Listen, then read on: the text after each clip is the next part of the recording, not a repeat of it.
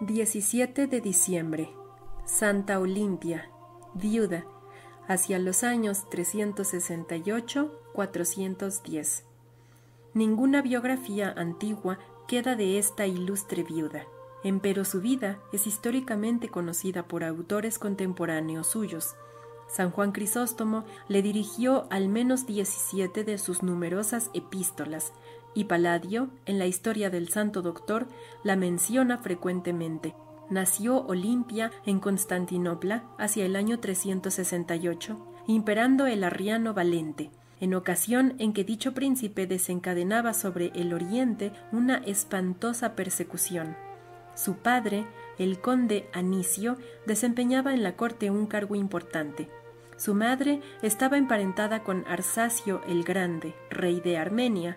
Confiáronla de joven a Geodosia, hermana de San Anfiloquio, apóstol de Licaonia, ángel y paladín de la verdad, en expresión de San Gregorio Nacianceno. La piadosa preceptora la inició en el amor de Jesucristo, depositando en su tierno corazón el germen de las virtudes que más tarde habían de crecer y embalsamar la iglesia de Constantinopla. Aquella martirizada iglesia hubo de soportar a los obispos heréticos Eusebio de Nicomedia, Macedonio y Eudoxio, después de haber visto a su pastor legítimo Pablo emprender el camino del destierro. En el año 370 murió Eudoxio y Valente le sustituyó por Demófilo de Berea, el más cruel fautor de la perfidia arriana, dice el concilio de Aquileia. En tal estado se encontraba aquella infortunada cristiandad cuando los fieles de Bizancio se llegaron en el año 379 a San Gregorio Nacianceno, obispo dimisionario de Sácima y Nacianzo, para rogarle que consolara a aquel rebaño sin pastor. Le encontraron en Seleucia de Isauria, donde vivía retirado desde la muerte de su padre, una vez que su sede quedó provista. Resistíase él a aceptar, mas rindióse al fin ante las súplicas de San Basilio, moribundo, y de sus amigos. No bien llegado a Constantinopla, y haciendo caso omiso de la persecución incesante de los herejes, emprendió animosamente su labor. Tuvo su primera iglesia en la propia morada, porque decía: así como Jebús trocó su nombre por el de Jerusalén, y Silo se llamó más tarde Belén, yo di una denominación nueva y profética a mi casa y la llamé Anastasia. Esto significa resurrección, porque en su recinto había de revivir la fe de Constantinopla. Anicio y su familia fueron los primeros en frecuentarla. El alto cargo y gran prestigio de que gozaba en el imperio hacían de él uno de los principales sostenes de la renaciente iglesia. La joven patricia Olimpia aprendió en aquella escuela el amor a los menesterosos que constituiría el carácter dominante de su vida. Desde pequeñita gustábale ministrar a los necesitados que se acercaban al palacio paterno. Por eso los pobres volvían con duplicado contento, pues a la abundante limosna unía la santa, con afabilidad exquisita, el consuelo espiritual. Amistad de Anicio y de San Gregorio Nacianceno. En una de sus cartas da cuenta San Gregorio de la gran amistad que había entre él y Anicio. El santo prelado sorprendió en la hija del conde tan poderosa inteligencia y cualidades tan excelentes que quiso perfeccionar personalmente su instrucción religiosa. Olimpia fue testigo ocular de las persecuciones movidas por los arrianos contra el santo obispo. Vio cómo irrumpían en la Anastasia, desde donde la elocuencia arrebatadora de Gregorio se expandía por toda Constantinopla. Oyó amenazas de muerte contra el predicador de la verdad y admiró la tenacidad y perseverancia del santo, de todo lo cual ella sacó espiritual provecho y aprendió a mostrar gran firmeza en las adversidades. También presenció los jubilosos días del triunfo de la fe, cuando, tras 10 años de pruebas, en el año 380, llegó a Constantinopla el vencedor de los godos, Teodosio el Grande, y luego de deponer al falso pastor Demófilo, acompañó a San Gregorio a la patriarcal basílica de los 12 apóstoles. Pero semejante alegría iba a durar poco. Un año después, San Gregorio, que en el Concilio Ecuménico de Constantinopla se cubriera de gloria, viose envuelto en las acusaciones de sus enemigos, los cuales le echaban en cara el haber preferido la sede constantinopolitana a la de Sácima. Por amor a la paz, Gregorio creyóse obligado, no obstante los ruegos de algunos conciliares y el voto unánime de su pueblo, a presentar la dimisión y retirarse. Matrimonio y viudez de Olimpia. Pruebas. A los 18 años, Olimpia fue dada en matrimonio a Nebridio, intendente de los señoríos del emperador Teodosio. Anicio tuvo la delicada atención de invitar al obispo ausente por medio de un mensajero. El santo anciano, desde su lejano retiro, contestó con una carta que empezaba así: Gregorio, enfermo, a su fiel Anicio que goza de buena salud. Luego excusaba su asistencia diciendo que no era fácil ni decente para un goloso como él acudir a un banquete nupcial. Adjunto envió a la recién casada un epistolario en el que se hermanan su corazón de padre y su imaginación de poeta. Este es, hija mía, decía el santo obispo, mi regalo de bodas, regalo utilísimo, pues los consejos de un padre siempre son excelentes. No son los colores deslumbrantes, ni las pedrerías engastadas en oro, ni las purpúreas telas lo que realza la hermosura de una matrona. Sean para otras estos adornos. Por lo que a ti toca, abrázate a la modestia, la gravedad y la inocencia como a tus mejores galas. No podrías dar con flores más bellas. Consagra a Dios tu principal amor, luego date a tu esposo. Sean comunes vuestras alegrías y también vuestras aflicciones. Deja a tu marido la solicitud por los negocios de fuera, y llenen tus días en cambio la rueca y el uso y la meditación de los divinos oráculos.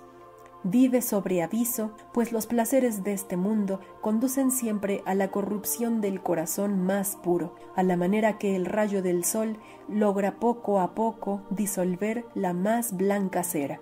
Aún quiero expresarte un anhelo, el último. Ojalá seas en la casa de tu marido cual viña abundosa, que veas a los hijos de tus hijos nacer y desarrollarse alabando al Señor. Ambos esposos eran dignos el uno del otro.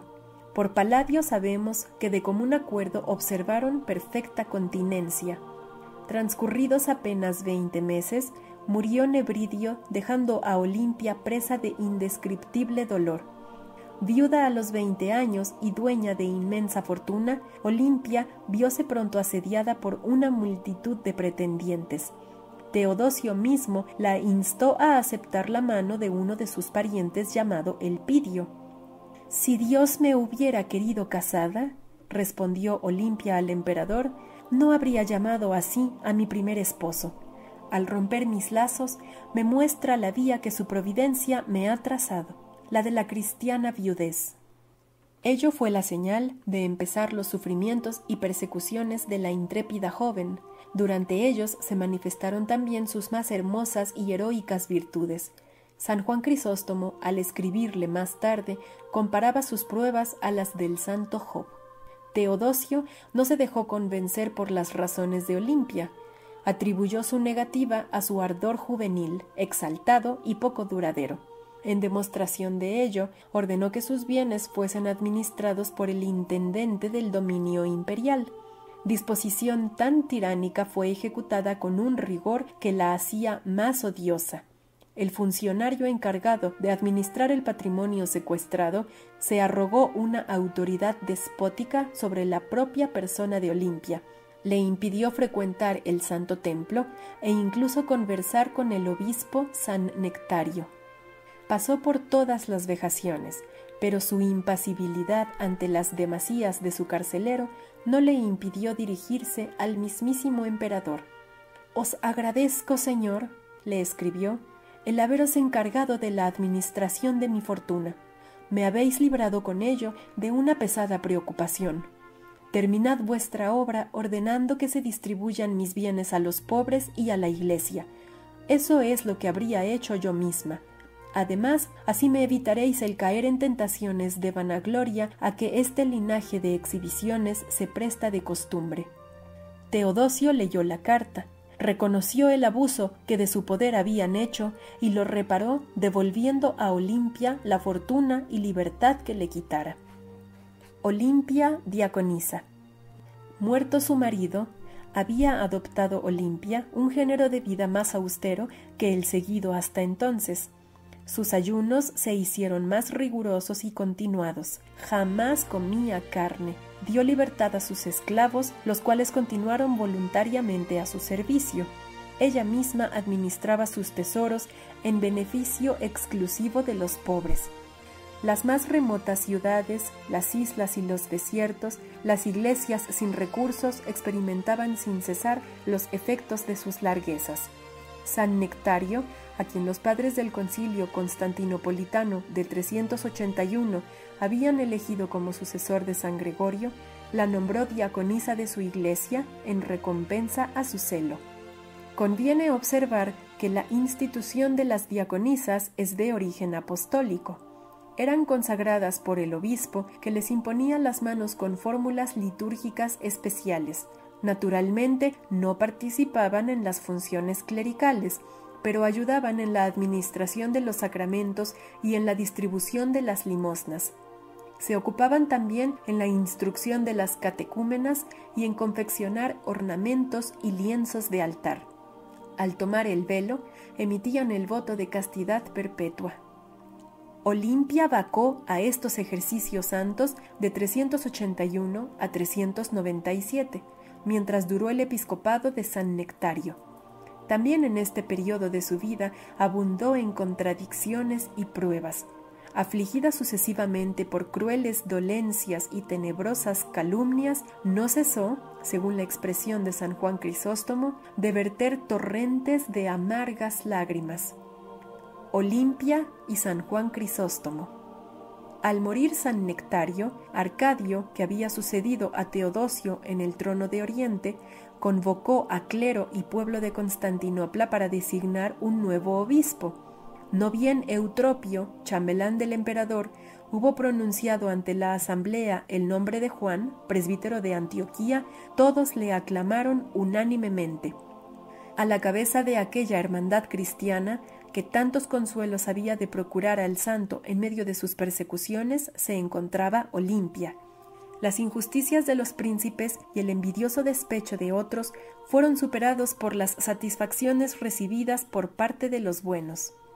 Las arcas de Olimpia proveyeron a la construcción de un hospital para valetudinarios y de un hospicio para los ancianos y huérfanos. La santa viuda estaba en todo, y como la verdadera caridad es contagiosa, luego veía sustituidos por otros los tesoros gastados en bien del prójimo.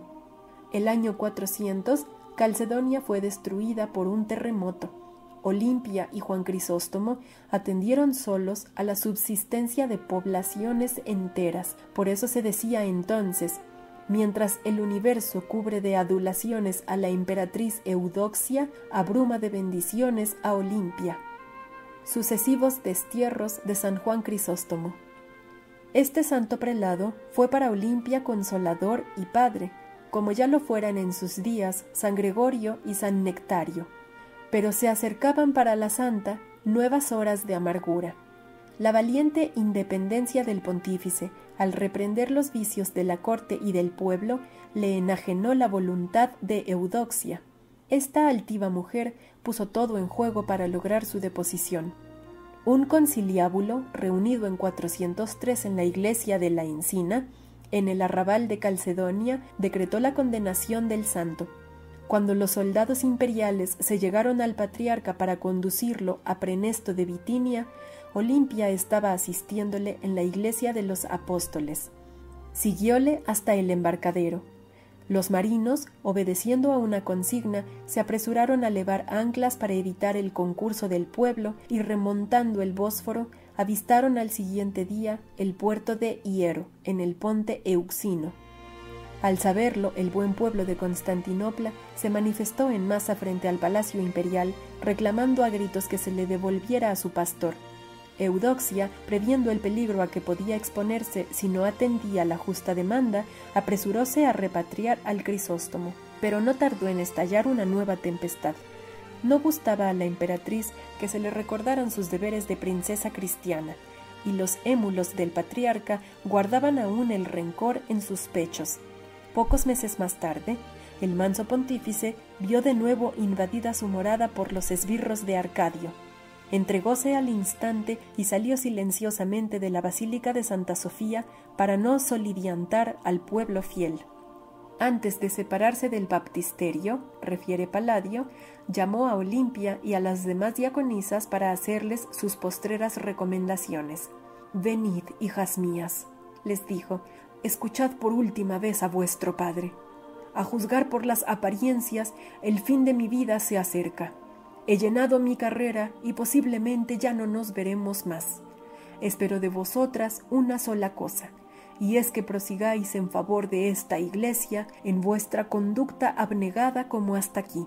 Al que por sufragio del clero y pueblo sea elevado a la mitra, recibidle como vuestro pastor e inclinad vuestra cabeza ante sus bendiciones, como lo hacíais conmigo. Hijas mías, os dejo en las manos misericordiosas de Dios. Encomendadme a Él en vuestras plegarias». Al oír estas palabras, cayeron a los pies de su obispo, deshechas en lágrimas. Juan entonces las confió a uno de sus auxiliares. «Llevadlas a su casa», dijo, «para que sus lamentos no trasciendan al público». Entonces las santas mujeres contuvieron su emoción y se retiraron en calma. Cartas de San Juan a Olimpia. Juan fue conducido como preso vulgar en Armenia. Durante su viaje, largo de varios meses, pensó con frecuencia en aquella mujer extraordinaria cuyas virtudes alegraban al Señor. Llegado a Cesarea de Bitinia, dirigió a su diaconisa estas consoladoras líneas. «Veo por doquier tropeles de hombres y mujeres que se llegan a mí para llorar conmigo. Estas lágrimas me traen a la memoria las que vos derramaréis, sin duda, con mayor abundancia.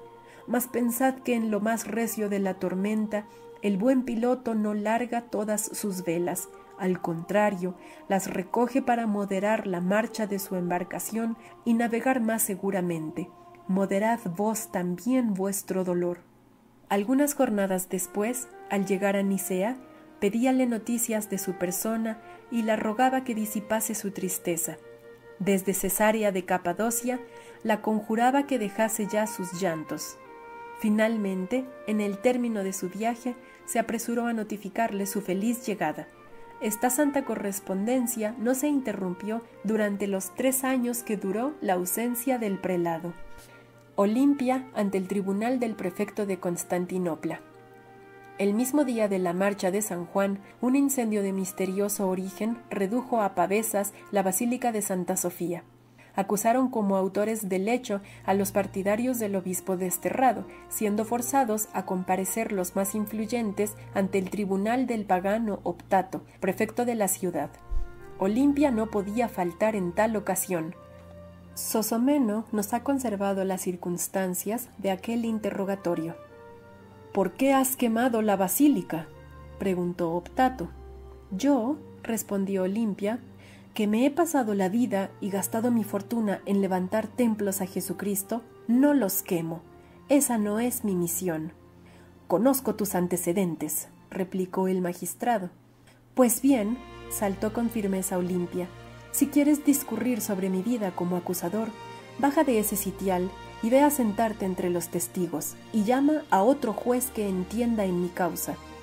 Entonces el indigno funcionario, variando el tono, se dedicó a persuadirla de que era una insensatez en ella exponerse a tantas desazones y malquerencias, cuando para evitarlas bastaba someterse a Arsacio, que no era otro que el sustituto de San Juan Crisóstomo, en la sede de Constantinopla, a despecho de las reclamaciones del Papa, a quien el patriarca desterrado había apelado.